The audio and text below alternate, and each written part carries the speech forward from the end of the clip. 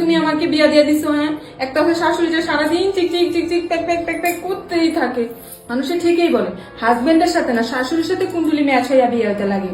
জীবনটাই আমার পুরো বরবাদ করে দিছে।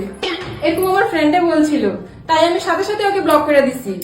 ভগবানের অনেক কৃপা আমার উপরে, যেন এত ভালো শাশুড়ি, এত ভালো হাজবেন্ড, এত ভালো শ্বশুর বাড়ি আমাকে দিছে।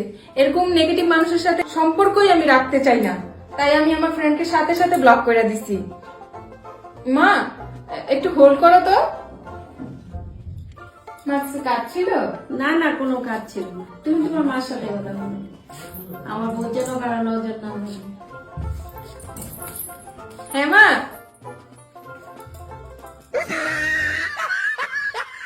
পরে কথা বলছি।